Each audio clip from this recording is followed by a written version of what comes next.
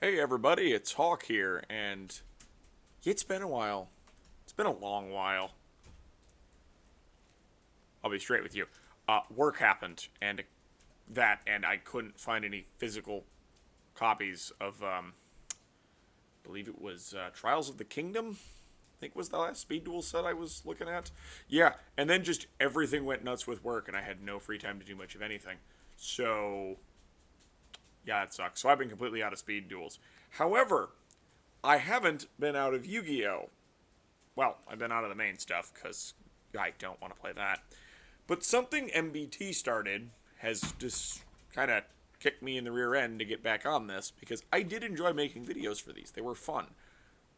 And you're staring at the brain worm I had. Now, several suppositions that need to be made about this deck. First things first. Now, MBT said it's from Blue Eyes to Metal Raiders, but that would only be the first two sets. So I assumed that this he meant actually from from LOB all the way to Pharaonic Guardian, because that would encompass all the cards they had gotten. Now, and that's also all the cards that were in 2002.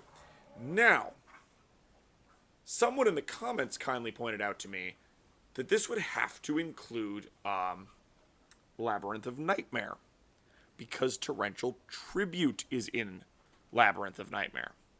So, basically, I had made one deck, which you're going to see later, that I then realized, oh crap, doesn't work because United We Stand's not legal. No, it's not Ben K, OTK. Calm down. And then I was like, oh crap, it's not legal. So I made this thing. I'm going to show you the other one because if it's legal, that's a valid deck. If it's not, this is what we're going. This is one of my insane ideas. And you're probably wondering what kind of crack I was on. So let's go through the card by card. We have one Barrel Dragon. It is limited by MBT and RBJ. We've got 3 Crass Clown. We have 3 Cyber Jar. This is the entire pivot by which our deck functions on. I'll go over the overall strategy when we're done here. Dream Clown, triple. 3 Jinzo 7s, 3 Morphing Jar number 2s, 3 Rainbow Flowers, 3 Spear Cretins, 3 Messengers of Peace, 3 Pots of Greed, 3 Prohibs, 1 Call, 2 Dust Tornado, 3 Gravity Bind, 3 Wabaku. I'll be real with you, this thing is a bundle of crap, and I think it's just funny.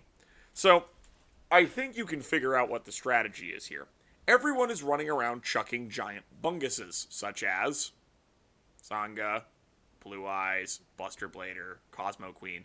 The biggest things they can get their hands on, and they're just throwing them. However, with Raigeki and Dark Hole gone now, as well as Mirror Force, this is the kind of theory, this is where I'm theorizing this from. Not that I'm invited, I'm just brainstorming here. I realized that Cyberjar is a Dark Hole. Especially in decks that run these giant monsters, because they just go into the hand. And if you notice, this entire deck is loaded with things that get summoned by Cyberjar. And of course, you can have a Morphing Jar number 2 follow-up, which will be even more gross, because then they just go to the graveyard. Yeah, you just dump everything and go, cute, you get nothing now. Which is quite fun. Also, for us, it resets Cyber Jars, and it will give us Spear Cretins. So, the simple logic as to why we're playing what we're playing. Barrel Dragon is self-explanatory. It's removal. Crass Clown and Dream Clown are also removal so long as either Messenger of Peace or Gravity Bind are up.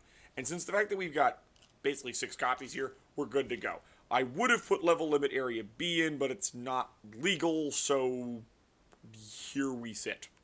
This is fine. Now, Wabaku is self-explanatory. It's not Mirror Force, but it's close enough. Pot of Greed is here to get us to the rest of our combo pieces, usually trying to get us a jar of some description. Prohib is probably the one you're looking at me like I'm insane, but let's remember, this is a highly limited format where there's not much back row removal. We have MST at normal spell speed. You have Dust Tornado, the only way to do this on your opponent's turn, and you have Heavy Storm. So you play Prohibition and call Heavy Storm. That's it. You just need to make it one turn with one of your floodgates up, and you're good. Now, I'm using Dust Tornado specifically over MST because it allows me to set. You can get an extra set after you activate this, which is actually relevant. You can do weird stuff with that. So, while that's explained, you're probably going, what the hell is with these two? Simple. How are you getting over these? You're not. You also don't want to have to rely on these things having to go back and forth. So, you run these to directly attack. I am not sold on this, by the way. This was me putting it in here because I think it's funny. Because it is. But honestly, if you want to just replace these things with just decent level 3s, go for it. I just think this sort of gets you the best sort of way to put pressure, because you don't need the clowns in order to get going. This is a sort of clown control, but we don't have stumbling, so it's not as great. Spear Cretin solely exists here for, well, I guess he doesn't solely exist. He has two reasons to exist. One, he is a self-resetting wall forever, because, again, once he's flipped, which is 90% of the way he's going to get killed by getting ran over, you can just summon another one out of the graveyard, and you just keep the train going. It doesn't stop, which is fabulous for us, because we need to stall to get to the important stuff. Shouldn't have to stall too long, but you want to be able to stall. Otherwise, why don't you get another Cyber Jar or a Morphing Jar back up and do it all over again. So, let's do a free test hand here. Okay. This is perfectly playable. This isn't amazing, but it is playable. So what you'd probably do is you'd play Dream Clown, set Wabaku, go from there. Let's do it again. Messenger, excellent. Yep, this is great. This is perfectly fine. This is less good, but still fine, because you could very easily just play Barrel Dragon and then play Messenger of Peace in main phase 2 if you wanted to. You could just activate Pot and then get these two. It's not amazing, but you have a little more to work with. The issue is that you are quite a ways from any other monsters, which is a little bricky, but that's not too terrible. This is probably okay. My mind is not blown here, but honestly, Messenger of Peace screws up just about any play the opponent wants to make. So, this was my cobbled together, I don't have access to United We Stand. This is what I actually wanted to make. Now, there's a couple of ways you could do this, but frankly, I like this version. So, card by card once again. Barrel Dragon, triple Cyber Jar, triple Giant Germ, triple Mahavilo, triple Morphing Jar number 2, triple Momonga, triple Spear Cretin, triple Rock Spirit, and then triple Witch, triple Mage Power, triple Prohib again, triple United We Stand, Call, double Dust, double Wabaku. Now the side deck on the other one, ignore it. I don't feel confident in it. It's just sort of there to exist. So this one is basically the same strategy as last time. Get to Cyber Jar, summon lots of things. Now the fun part about all these things is it doesn't matter if they die. You kill Giant Germ, I get more Giant Germs. You kill Momonga, I get more Momongas. Spear Cretin is an endless resource loop. Rock Spirit is an extender. Witch of the Black Forest gets us any of our combo pieces that we need. And then you have Mage Power, and you have United We Stand to boost this thing into the freaking stratosphere. Seriously, one United We Stand puts him bigger than Blue Eyes. One Mage Power sadly does not. Wait, no, my math is wrong, isn't it? Never mind, 2850 puts him on par with Try. He needs a buddy. Ignore my math. So there we go. That's what the extenders are for. So you get all these nice earth monsters. There's plenty of them. To get the Rock Spirit out. Then you get Vilo. And then we just get very, very, very silly. So, you get this one. It's incredibly straightforward. I mean, this is actually not even all that bad. I would probably still set Momonga first and then Prohib for... Yeah, turn 1 I'd go Momonga set, Prohib, Heavy Storm, and then you can play Vilo, activate United, and then make him freaking huge. and then just giggle because he's stupidly massive. The side deck on this one I'm slightly more confident in. It is Bubonic Vermin if you want more things on more bodies on board.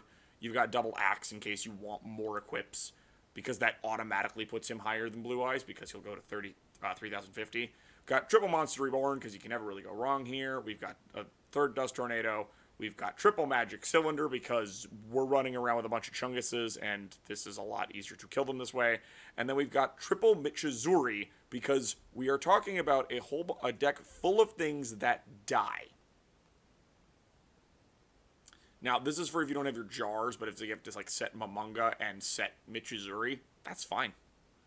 I prefer Wabaku simply because if someone throws down a heavy storm and you don't have Prohib up to stop it, you can at least chain it if you want. It just gives you more options.